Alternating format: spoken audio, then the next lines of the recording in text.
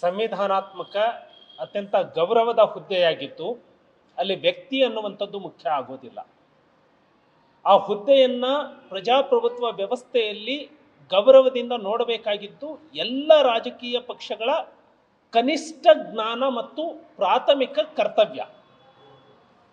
ಕಾಂಗ್ರೆಸ್ನವರು ಕೈಯಲ್ಲಿ ಸಂವಿಧಾನದ ಪ್ರತಿಯನ್ನು ಹಿಡ್ಕೊಂಡು ಅದೇ ಸಂವಿಧಾನದ ಗೌರವಯುತ ಸ್ಥಾನದಲ್ಲಿ ಇರುವಂತಹ ರಾಜ್ಯಪಾಲರನ್ನು ಅತ್ಯಂತ ಅವಮಾನವೀಯವಾಗಿ ಅವಹೇಳನಕಾರಿಯಾಗಿ ವರ್ತನೆ ಮಾಡಿದ್ದನ್ನು ಇಡೀ ದೇಶದ ಪ್ರತಿಯೊಬ್ಬ ಪ್ರಜ್ಞಾವಂತ ನಾಗರಿಕ ಖಂಡಿಸ್ತಾ ಇದ್ದಾನೆ. ಇದರ ವಿರುದ್ಧ ನಾಳೆ ರಾಜ್ಯಾದ್ಯಂತ ತೀವ್ರತರವಾದಂತಹ ಹೋರಾಟವನ್ನು ಕೈಗೊಳ್ತಾ ಇದ್ದಾವೆ. ಸಂವಿಧಾನಾತ್ಮಕ ಹುದ್ದೆಗೆ ಮಾಡಿರುವಂತಹ ಅವಮಾನವನ್ನು, ಈ ಅವಮಾನದಲ್ಲಿ ಯಾರಿಂದ ಪ್ರಮಾಣ ವಚನವನ್ನು ಬೋಧಿಸಲ್ಪಟ್ಟಿದ್ದಾರೋ, ಯಾರು ಸಂವಿಧಾನದ ಸಾರ್ವಭೌಮತ್ವತೆಯನ್ನು ಎತ್ತಿ ಹಿಡಿತೇವೆ ಅಂತ ಹೇಳಿ ಪ್ರಮಾಣ ವಚನ ಸ್ವೀಕಾರ ಮಾಡಿದಾರೋ ಅಂತಹ ಸಚಿವರುಗಳೇ ರಾಜ್ಯಪಾಲರ ರಾಜಭವನಕ್ಕೆ ನುಗ್ಗುತ್ತೇವೆ, ರಾಜ್ಯಪಾಲರಿಗೆ ನಾಲಾಯಕ್ ಅನ್ನುವಂತಹ ಪದವನ್ನು ಬಳಸಿರುವಂಥದ್ದು, ಇದನ್ನು ಖಂಡಿಸಿ ಗಂಭೀರವಾಗಿ ರಾಜ್ಯಾದ್ಯಂತ ಹೋರಾಟವನ್ನು ಭಾರತೀಯ ಜನತಾ ಪಕ್ಷ ಕೈಗೊಳ್ತಾ ಇದೆ. ರಾಜ್ಯದ ಎಲ್ಲ ಜಿಲ್ಲಾ ಕೇಂದ್ರಗಳಲ್ಲಿ ಹೋರಾಟ ಮತ್ತು ಪ್ರತಿಭಟನೆಯನ್ನು ಸಂವಿಧಾನಾತ್ಮಕವಾದ ಚೌಕಟ್ಟಿನಲ್ಲೇ ನಾವು ಕೈಗೊಳ್ತಾ ಇದ್ದೇವೆ. ಆ ಮೂಲಕ ಒಂದು ರಾಷ್ಟ್ರೀಯ ಪಕ್ಷ ರಾಜ್ಯಪಾಲರಿಗೆ ಮಾಡಿರುವಂತಹ ಅವಮಾನವನ್ನು ಖಂಡಿಸುತ್ತೆ. ಮಾನ್ಯ ಸದಾನಂದ ಗೌಡರು ತುಮಕೂರಿನಲ್ಲಿ ಹೋರಾಟದಲ್ಲಿ ಭಾಗವಹಿಸ್ತಾರೆ. ಮಾನ್ಯ ಬಸವರಾಜ ಬೊಮ್ಮಾಯಿ ಅವರು ದಾವಣಗೆರೆಯಲ್ಲಿ ಹೋರಾಟದಲ್ಲಿ ಭಾಗವಹಿಸ್ತಾರೆ.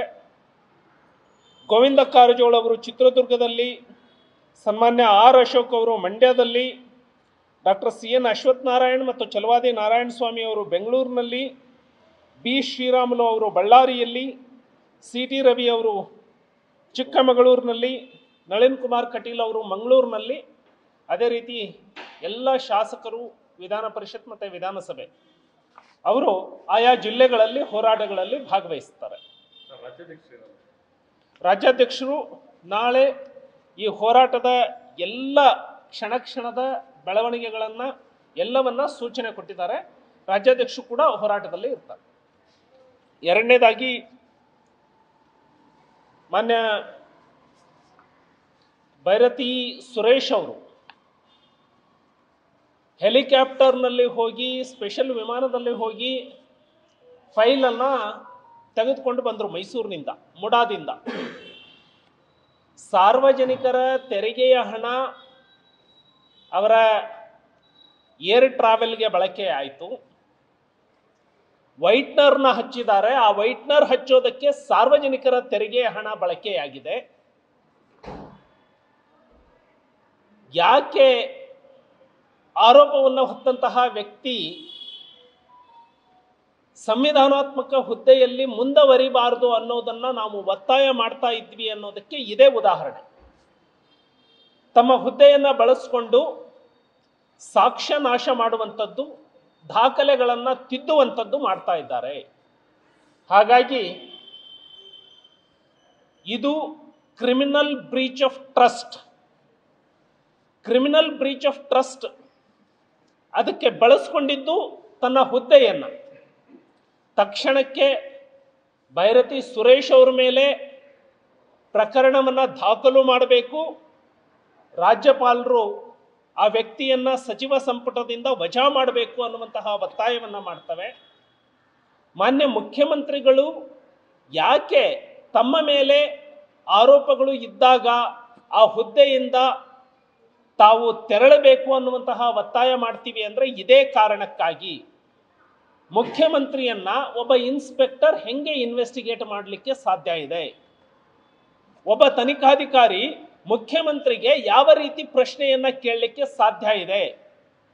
ಈಗ ಸಚಿವರೇ, ಭೈರತಿ ಸುರೇಶ್ ಅವರೇ ಸಚಿವರಾಗಿ ಮುಂದುವರೆದ್ರೆ ನೀನು ಈ ವೈಟ್ನರ್ನ ಎಲ್ಲಿ ಖರೀದಿ ಮಾಡಿದೆ? ವೈಟ್ನರ್ನ ಹಚ್ಚುವಾಗ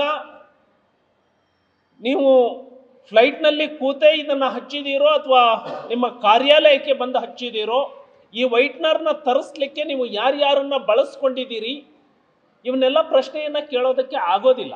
ಹಾಗೆ ಮಾನ್ಯ ಮುಖ್ಯಮಂತ್ರಿಗಳಿಗೂ ಕೂಡ ವಿಚಾರಣೆಯನ್ನು ನಡೆಸೋದಕ್ಕೆ ಸಾಧ್ಯ ಆಗಲ್ಲ. ಹಾಗಾಗಿ ರಾಜ್ಯಪಾಲರು ಭೈರತಿ ಸುರೇಶ್ ಅವರನ್ನು ಸಾಕ್ಷ್ಯ ನಾಶ ಮಾಡಿದ ಆರೋಪದ ಮೇಲೆ ಸಾಕ್ಷ್ಯ ನಾಶ ಮಾಡೋದಕ್ಕೆ ತಮ್ಮ ಹುದ್ದೆಯನ್ನು ದುರುಪಯೋಗ ಮಾಡಿಕೊಂಡಿದ್ದಕ್ಕಾಗಿ ಅವರನ್ನು ಸಚಿವ ಸಂಪುಟದಿಂದ ವಜಾಗೊಳಿಸಬೇಕು. ಮಾನ್ಯ ಸಿದ್ದರಾಮಯ್ಯನವರು ಹುದ್ದೆಯಲ್ಲಿದ್ದಾಗ ನಿಮ್ಮಿಂದ ತನಿಖೆಯ ವಸ್ತುಸ್ಥಿತಿಯನ್ನು ಹೊರಗಿಡಲಿಕ್ಕೆ ಸಾಧ್ಯ ಆಗೋದಿಲ್ಲ. ಹಾಗಾಗಿ ನೈತಿಕವಾಗಿ ಮಾನ್ಯ ಮುಖ್ಯಮಂತ್ರಿಗಳು ಹುದ್ದೆಯಲ್ಲಿ ಮುಂದುವರಿಬಾರದು ಅನ್ನುವಂತಹ ಒತ್ತಾಯವನ್ನು ಭಾರತೀಯ ಜನತಾ ಪಕ್ಷ ಮಾಡುತ್ತೆ. ನ್ಯೂಸ್ ಫಸ್ಟ್ ನಿರ್ಭೀತಿಯಿಂದ ನಿಮ್ಮ ಪರವಾಗಿ.